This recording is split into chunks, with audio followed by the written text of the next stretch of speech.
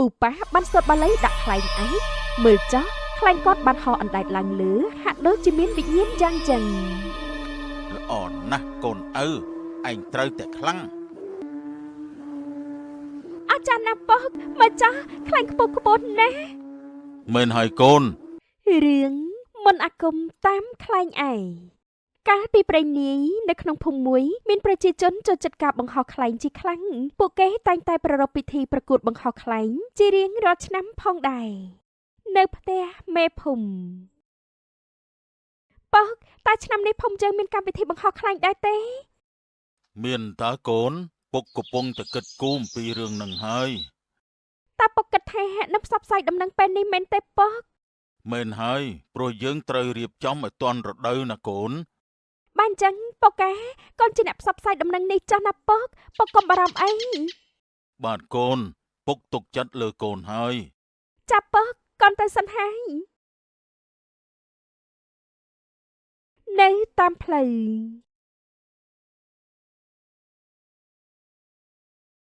ឈប់សិនស្រីស្អាតកូនលោកមេភូមិទៅណាអីក៏លឿនម្ល៉េះចាប់បងប៊ុនម៉ែខ្ញុំកំពុងតែនាំដំណឹងទៅប្រាប់ដល់អ្នកភូមិនឹងណាអំពីការបង្ហោះខ្លែងឯកមែនទេបងមុខជាឈ្នះមិនខានទេមិនបាច់ប្រកាសទេអូនបើមិនប្រកាសបងប្រកួតជាមួយអ្នកណាទៅជាមួយខ្លួនឯងមែនទេមែនហើយបងច្រឡំតែអូនទៅប្រកាសចុះបងមិនជួយទេណាតែបើអូនព្រមស្រឡាញ់បងទៅបងជួយចាអត់ស្រឡាញ់ទេខ្ញុំលាហើយណាបងបន្ទាប់ពីអង្គាបោះដើរហួសទៅនីប៊ុនម៉ាក៏បាននិយាយម្នាក់ឯងថាហេឯងស្អាតសង្ហាប៉ុណ្ណឹងដែរបែរជាអូនអង្គាបោះប្រកែកយ៉ាងលឿនត្មងណោះកំពុងតែនិយាយម្នាក់ឯងស្រាប់តែមីងទូចបានដើរមកជាមួយនឹងខ្លែងនៅក្នុងដៃហើយតូចចិត្តរឿងអីណាកំឡោះច្រេះចាប់គ្មានអីទេមីងខ្ញុំកំឡោះអូឡាក់ស៊ីនណាមិនមែនច្រេះចាប់ទេច្រេះវាមិនហ៊ានចាប់ទេតែឯងនេះវាចាស់ហើយកាលណាបានយកប្រពន្ធទៅអាយុច្រើនហើយល្មមរកគូហើយណែអ្នកអាយុសម្បាលឯងណាគេមានកូនមួយកូនពីរអស់ហើយជារឿងខ្ញុំទេមីងអើយខ្ញុំសាមក្រាស់មែនតែខ្ញុំនៅតែសង្ហាដែរតាមីងមើលចុះ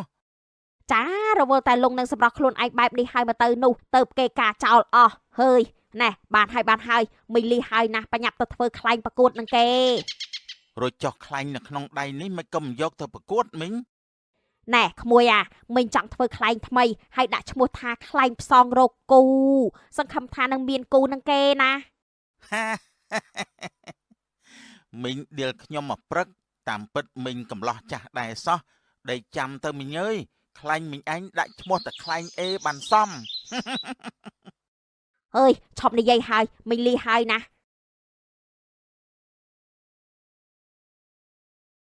និយាយអំពីអង្គាបបោះបានជូនដំណឹងទៅកាន់អ្នកគ្រប់គ្នាហើយបន្ទាប់ពីនោះអ្នកនៅក្នុងភូមិក៏បានចាប់ផ្ដើមធ្វើខ្លែងតែម្ដង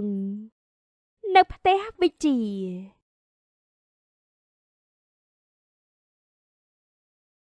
បងវិជាតើបងអាចធ្វើខ្លែងឲ្យខ្ញុំមួយផងបានទេខ្ញុំចង់ប្រកួតនឹងគេដែរណាបងតើឯងចង់ចេះធ្វើដែរទេកូនក្រួញបាទបងខ្ញុំចង់ចេះណាតើបងអាចធ្វើឲ្យខ្ញុំបានទេមិនបានទេបងមិនអាចធ្វើឲ្យបានទេណាបើចង់ចេះចាំបងបង្រៀនបើធ្វើឲ្យនោះឯងច្បាស់ជាមិនចេះទេបាទបងមែនហើយលោកគ្រូអាចារ្យមានប្រសាសន៍ថាបើចង់ធ្វើការមិនអាចឲ្យអ្នកណាធ្វើឲ្យបានទេតែយើងត្រូវសុំការណែនាំនិងការបង្ហាញទៅល្អមែនហើយឯងឆ្លាតណាស់កូនក្រួញមកចាំបងបង្រៀនខ្លាញ់ឯងមុខចំហបានខ្ពស់ជាមិនខានទេបាទបងខ្ញុំសប្បាយចិត្តណាស់ក្នុងពេលនោះវិជាបានបង្រៀនកូនគ្រួចយ៉ាងយកចិត្តទុកដាក់ទីបំផុតពួកគេក៏បានធ្វើខ្លែងដ៏ស្រស់ស្អាតម្នាក់មួយអើយរួចហើយបងចាំមើលចុះខ្ញុំអាចចូលរួមប្រកួតនឹងគេដែរហើយល្អណាស់កូនក្រួញខ្លាញ់ឯងស្អាតមែនទែនណាបងជូនពរឯងឲ្យប្រកួតបានឈ្នះណាសិស្សមិនអាចឈ្នះគ្រូទេយ៉ាងណាក៏ខ្ញុំមិនឈ្នះបងដែរតែខ្ញុំក៏បានសប្បាយចិត្តដែលបានចូលរួមប្រកួតនឹងណាបងឯងគិតត្រូវហើយក្មេងឆ្លាតបាទបងអរគុណហើយណាបងខ្ញុំលាហើយជួបគ្នាថ្ងៃប្រកួតណាបាននិយាយអំពីបរិសចម្លែករស់នៅឆ្ងាយពីគេនេះវិញបានត្រៀមខ្លួនដូចគ្នាផងដែរនៅផ្ទះចាស់ពូប៉ាយើងជាអ្នកជំនាញបង្ហោះខ្លែងឯកជាច្រើនឆ្នាំមកហើយ មិនដែលមាននរណាយកឈ្នះយើងបានទេលើកនេះយើងនឹងទៅយកជ័យលាភីម្ដងទៀតហើយ គ្រប់គ្នាមិនដែលប្រកួតឈ្នះពូប៉ះទេព្រោះថាខ្លែងកត់ល្អជារឿងមួយតែអាគមគឺជារឿងសំខាន់មួយទៀតផងដែរ អាកូនឪកុំឲ្យយើងខ្មាស់គេឲ្យសោះណាឮទេត្រូវតែយកឈ្នះគេឲ្យបាន ពូប៉ះបានសូត្របាលីដាក់ខ្លែងឯកមើលចោះខ្លែងកត់បានហោះអណ្ដែតឡើងលើហាក់ដូចជាមានវិញ្ញាណយ៉ាងចឹង ល្អណាស់កូនឪឯងត្រូវតែខ្លាំង និយាយអំពីបរិសសង្ហាវិជាឯនេះវិញបានដើរទៅកាត់ភូមិស្រាប់តែគាត់បានជួបនឹងដៃគូចំនួននោះគឺកូនស្រីរបស់លោកមេភូមិ សួស្តីកញ្ញាចំមុះក្រហម ខ្ញុំមិនឆ្លើយទេប្រោះចិញ្ចាំកក់ តើកូនលោកមេភូមិដ៏ឆ្នាំងកំពុងទៅណាដែរ តើលោកអាចមេតានិយាយបានពីរោះម្ដងបានទេ មិនឈប់ទេតលតែអ្នកនាងឈប់ឈ្នះទើបខ្ញុំព្រមធ្វើជាសុភាពបរោះបាន បានអញ្ចឹងបន្តមកប្រហុកទៀតចាស់ខ្ញុំលាហើយ អ្នកនាងច្រឡំផ្លូវហើយ លោកហើយដោយសារតែនាងខឹងអង្គាបោះបានតត់វិជាមួយជើងចំក្មេងតូចមួយទំហឹង អូយហួលអូយបែកអាប្អូនខ្ញុំខ្ទេចអស់ហើយអូយឈឺណាស់ សំមកហើយតើលោកអញរៀងដែរទេបើមិនតន់រៀងណាខ្ញុំថែមឲ្យមួយជើងទៀត អេឈប់ហើយនេះយ៉ាងម៉េចហ្នឹងខ្ញុំគ្រាន់តែប្រាប់អន្តាឬមួយក៏ខឹងសំបីតែអំពើល្អនោះ ខ្ញុំខ្ជិលនិយាយជាមួយលោកណាប្រោះអាក្រក់ បាទអ្នកនាងដ៏សែនឆ្នះទៅចុះកាច់ឆ្នះបែបនេះចាំមើលណាខ្ញុំនឹងចូលស្ដីទៅដឹងឲ្យតល់តែបាន លឺបែបនោះហើយអង្គាបោះកាន់តែខឹងរួចក៏បានរុញវិជាទម្លាក់ស្រែមួយទំហឹង អេមិនក៏លេងអញ្ចឹងនោះ បើចង់ចូលទៅដឹងណាប្រកួតបង្ហោះខ្លែងឲ្យឈ្នះសិនទៅប្រោះធ្លាក់ស្រែ សាច់ចំអកដាក់វិជាហើយអង្គាបោះក៏បានដើរចេញហួសបាត់ទៅ បានចាំមើលចុះខ្ញុំនឹងយកធ្វើជាប្រពន្ធឲ្យតល់តែបាន អស់ពេលជាច្រើនថ្ងៃការប្រកួតបង្ហោះខ្លែងក៏បានមកដល់ល្មមនៅឯវាលស្រែដ៏ល្វឹងល្វើយ ម៉ាត់ណាម៉ាត់នឹងណាបើខ្ញុំឈ្នះត្រូវតែយកខ្ញុំធ្វើជាស្វាមី ចាដឹងហើយម្យ៉ាងទៀតលោកបាត់ប្រហុកនេះណាគ្មានថ្ងៃឈ្នះនោះទេចាំមើលចោះត្រៀមបាក់មុខឲ្យហើយទេ អ្នកទាំងអស់គ្នាត្រៀមហើយមែនទេបាទត្រៀមរួចហើយលោកមេភូមិ ខ្ញុំរួចដែរហើយលោកពូមេភូមិ ចំណែកខ្ញុំក៏រួចហើយដែរលោកមេភូមិខ្ញុំក៏ត្រៀមរួចហើយដែរលបង ចានេះខ្ញុំក៏រួចដែរហើយអូយប្រឹងឡើងណាមិញអុកកុំឲ្យបាក់មុខកុំមុំចាស់ដូចគ្នាឲ្យសោះណាចាកុំមុំចាស់គ្នាយើង បើអញ្ចឹងការប្រកួតសូមចាប់ផ្ដើម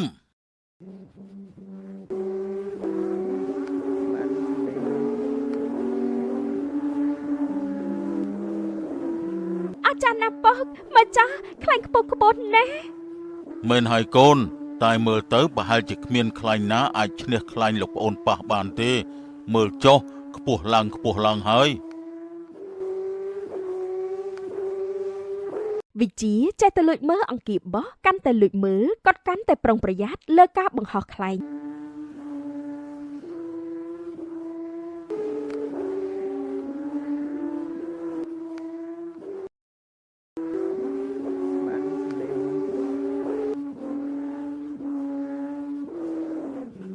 ឈ្នះហើយបងវិជា ទីបំផុតរកឃើញអ្នកឈ្នះហើយ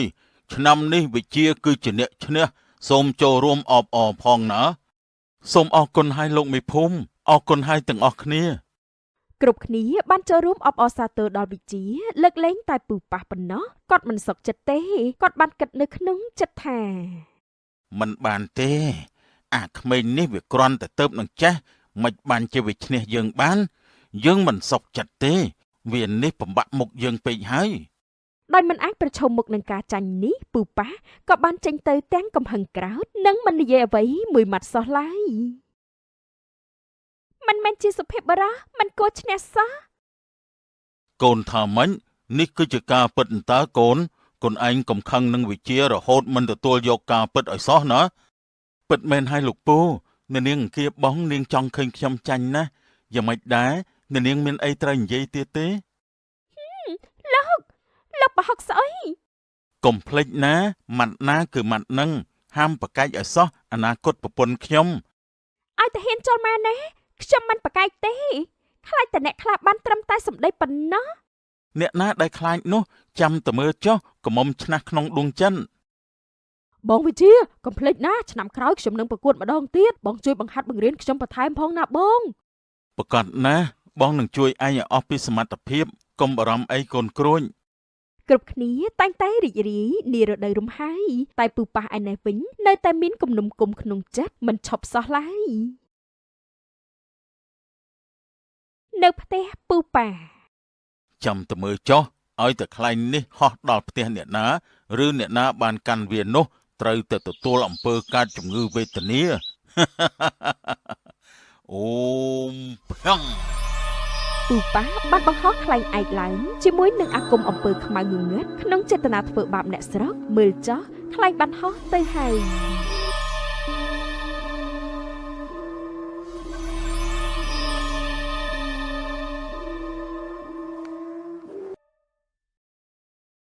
នៅតាមផ្លូវហូយរួចចោះខ្លែងអ្នកណាគេស្អាតម្លេះទេណោអូយមើលចោះគ្រាន់តែលឺមិញទូចសរសើរភ្លាមខ្លែងអំពើនោះក៏បានហោះមកចិត្តភ្លាមតែម្ដង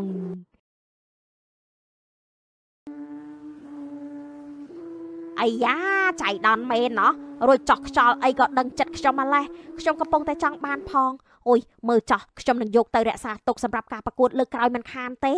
ម្ដងនេះបានប្រកួតនឹងគេទៀតហើយមីងទូចកាន់យកទៅផ្ទះទាំងសប្បាយចិត្តជាពុនពេកតែប៉ុន្មានថ្ងៃក្រោយមកមីងទូចក៏បានធ្លាក់ខ្លួនឈឺទាំងគ្មានមូលហេតុសោះឡើយ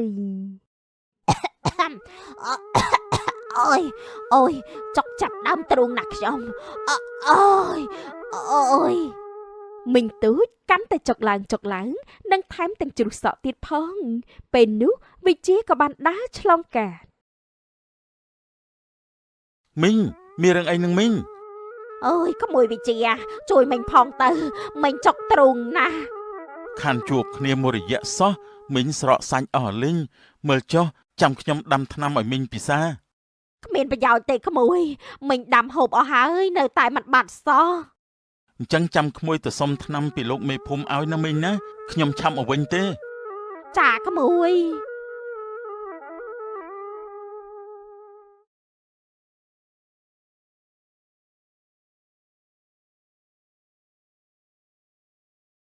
នៅក្បែរចំការជីតានោះជាខ្លាញ់អ្នកណាមកទៅមុំល្អណាស់ថែមទាំងស្អាតទៀតផងខ្លាញ់អំពើនោះបានហោះមកចិត្តអង្គាបោះធ្វើឲ្យនាងរីករាយជាខ្លាំងនាងបាននិយាយជាមួយខ្លាញ់ថា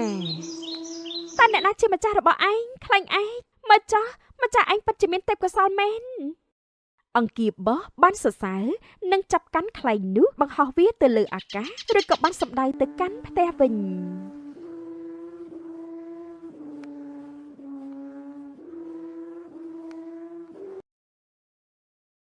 នៅផ្ទះលោកមេភូមិណែលោកបងមាត់ប្រហោះមករកអ្វីដែរទេអាចលើមដូចជាចៅអញ្ចឹង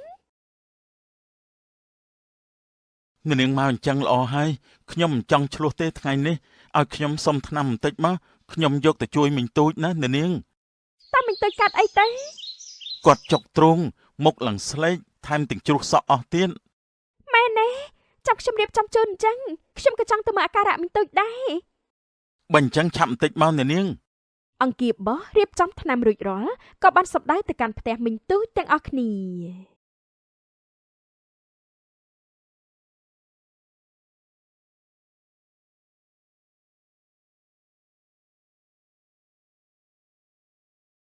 នៅផ្ទះមីងទូច មីងពួកខ្ញុំមកវិញហើយមីងទ្រាំបន្តិចទៅណាមីងចាំខ្ញុំដាំថ្នាំជូនមីង ចាអរគុណហើយវិជាបានដាំថ្នាំជូនមីងទូចរួចរាល់មីងទូចក៏បានធូរស្រាលបន្តិចតែចំពោះអង្គាបោះវិញក៏ចាប់ផ្ដើមចុកទ្រូងជាខ្លាំងអូយចុកណាស់មិនក៏នៅសុកឈឺចាប់បែបនេះ នាងកាត់អីហ្នឹងនាង លោកខ្ញុំចុកណាស់ខ្ញុំចុកទ្រង់ណាស់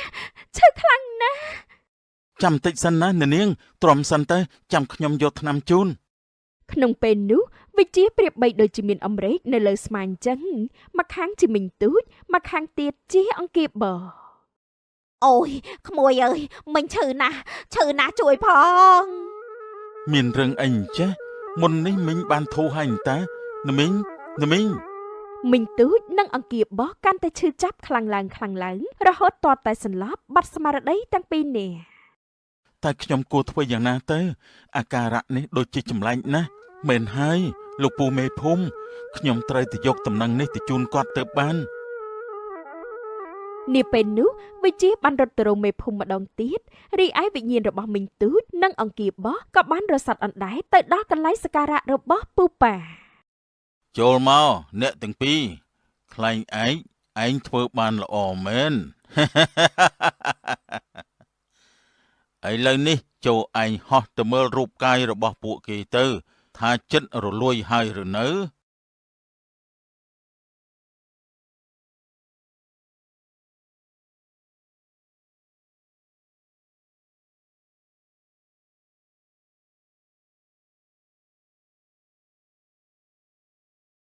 និយាយអំពីវិជាវិញបានរត់ចាំងលឿនមកដល់ផ្ទះរបស់មេភូមិនៅផ្ទះមេភូមិ ជំរាបសួរលោកពូជាការល្អណាស់ដែលក្មួយបានជួបលោកពូរួចចុះក្មួយមានការអីបានជាទៅហេបទៅហប់ម្ល៉េះសូមលោកពូជួយអង្គាបបោះនឹងមីងទូចផងពេលនេះពួកគេស្លាប់បាត់ស្មារតីហើយពូក្មួយថាម៉េចតោះឆាប់នាំពូទៅឲ្យលឿនឡើង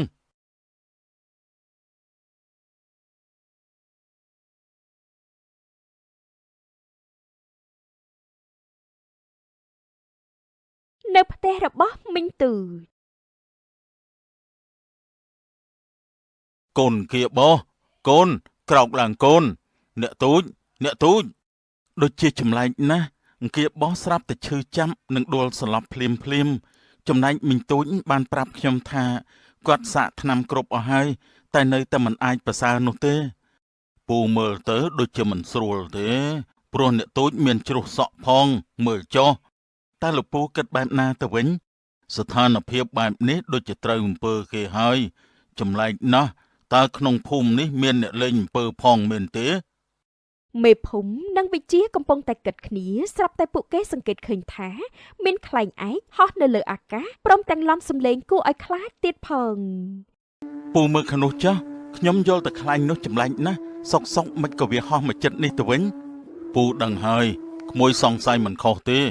ក្មួយវិជាជួយពូបន្តិចណាពូចង់ធ្វើពិធីហៅព្រលឹងបាទពូ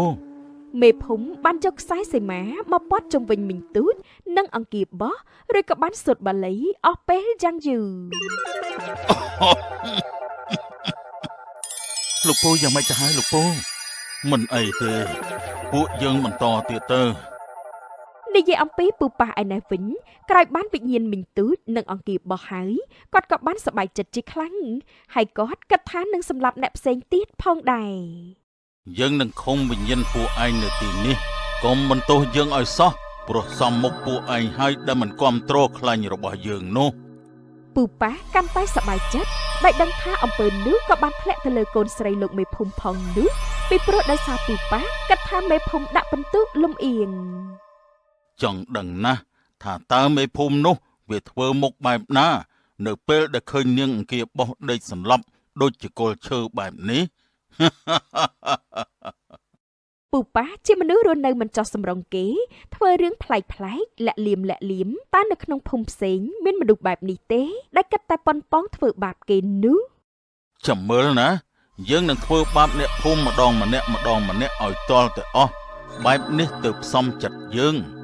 ពេលនោះដែរពូប៉ះស្រាប់តែសម្គាល់ឃើញថាខ្លែងឯកដូចជារៃចោះរៃឡើងខុសពីធម្មតា មានរឿងអីចេះអ្នកណាមករំខានកិច្ចការរបស់យើងក្នុងភូមិនេះមិនអាចមាននរណាចេះអាគមដូចជាយើងទេ ខ្លែងពូប៉ះកាន់តែគ្មានលំនឹងរហូតទីបំផុតខ្លែងនោះក៏បានផ្ទុះបែកគ្មានសល់ធ្វើឲ្យពូប៉ះក្អួតឈាមភ្លាម អ្នកណាហ៊ានលេងជាមួយអញបែបនេះបានអញនឹងកំដរឯងចុះ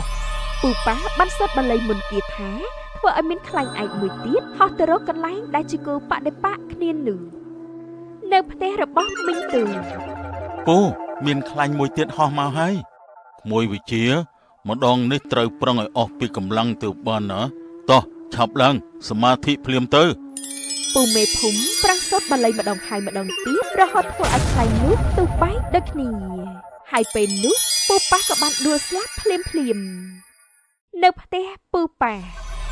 អូយអូយឈឺណាស់យើងមិនសុខចិត្តទេ មនុស្សគ្រប់គ្នាមិនមែនសុទ្ធតែរីករាយនឹងភាពជោគជ័យយើងទេផ្ទុយទៅវិញអាចនឹងមានការចង់គំនុំក៏ថាបាននៅផ្ទះរបស់មីងទូ មិនអីទេអស់អីហើយបន្តិចទៀតពួកគេដឹងខ្លួនហើយ ប៉ាត់ជាដូចមេភូមិនិយាយមែនទីបំផុតអង្គាបោះនិងមីងទូចក៏បានភ្ញាក់ដឹងខ្លួនឡើងវិញបងវិជាខ្ញុំបានធ្វើហើយអរគុណណាស់ អរគុណណាស់លោកបងអើយហើយតើខ្ញុំកើតអ្វីទៅ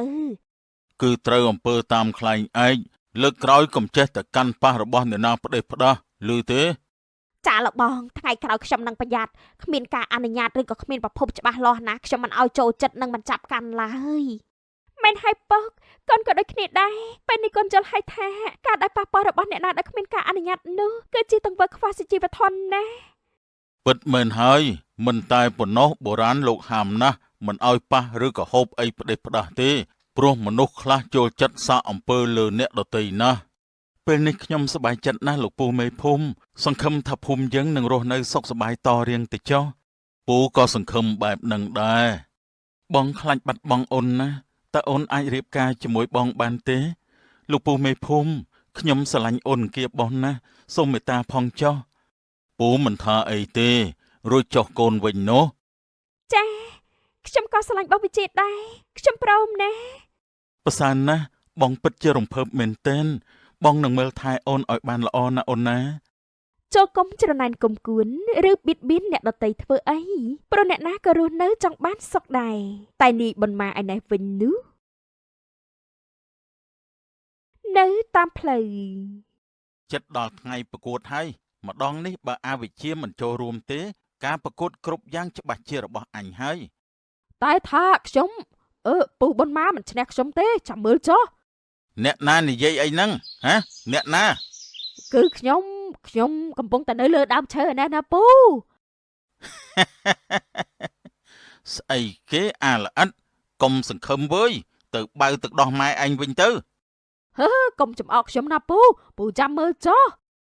អើយល់ល្អកុំចូលរួមប្រកួតអី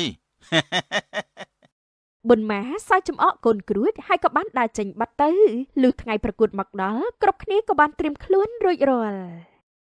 នៅឯវាលស្រែអត់សង្ឃឹមថាកូនគ្រួចឈ្នះចាស់ បងក៏គិតអញ្ចឹងដែរពួកយើងចាំលើកទឹកចិត្តទាំងអស់គ្នាណា បងគៀបបងវិជាអរគុណហើយដែលបងលើកទឹកចិត្តដល់ខ្ញុំចាស៊ូណា ឆាប់ឡើងការប្រកួតចាប់ផ្ដើមហើយណាកុំភ័យស៊ូណា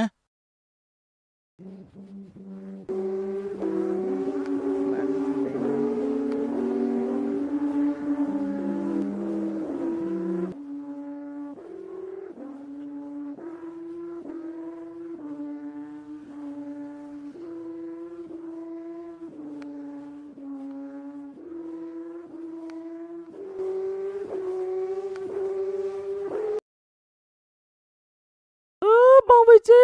ខ្លាញ់ខ្ញុំដាច់ខ្សែហើយបង ខ្ញុំចាញ់ហើយ ពុទ្ធោអើយកូនគ្រួចមុននេះខ្លែងឯងលេចធ្លោហើយតាមិនគួរណាដាច់ខ្សែអញ្ចឹងសោះបានហើយពេលនេះយើងរកឃើញអ្នកឈ្នះហើយឃើញទេខ្ញុំថាឆ្នាំនេះគឺមានតែខ្ញុំទេដែលឈ្នះនោះ ខ្លែងខ្ញុំហោះខ្ពស់ដាច់គេតែម្ដងអ្នកដែលឈ្នះនោះគឺជាកូនគ្រួចនេះឯងសូមអបអរសាទរថាម៉េចពូលំអៀងពេកហើយនេះខ្លែងខ្ញុំហោះខ្ពស់ជាងគេណាពូឯងមិនសមចូលរួមការប្រកួតនេះទេហេតុតែចង់ឈ្នះហ៊ានលេងល្បិចដាក់សំបីតកូនក្មេងលេងល្បិចយ៉ាងម៉េចទៅពូខ្ញុំឈ្នះអ្នកណាក៏គេឃើញដែរពូមិនចង់និយាយឲ្យក្មួយខ្មាស់គេទេតែក្មួយមិនត្រូវលួចផ្ដាច់ខ្សែខ្លែងអ្នកប្រកួតដូចគ្នាបែបនេះទេណែគឺជាកូនប្រុសបេះដូងអ្នកប្រយុទ្ធកុំលេងល្បិចបានហើយក្មួយទៅចុះ នេះប៊ុនម៉ាបានទទួលស្គាល់កំហុសហើយក៏បានដើរចេញទាំងអាម៉ាស់មកបំផើតមានន័យថាខ្ញុំឈ្នះហើយមែនទេបង ពិតមែនហើយសូមអបអរសាទរណាក្មួយតូច គ្រប់ពូកែសេះខ្លាំង សូមអបអរសាទរណាសូមអរគុណហើយបងវិជា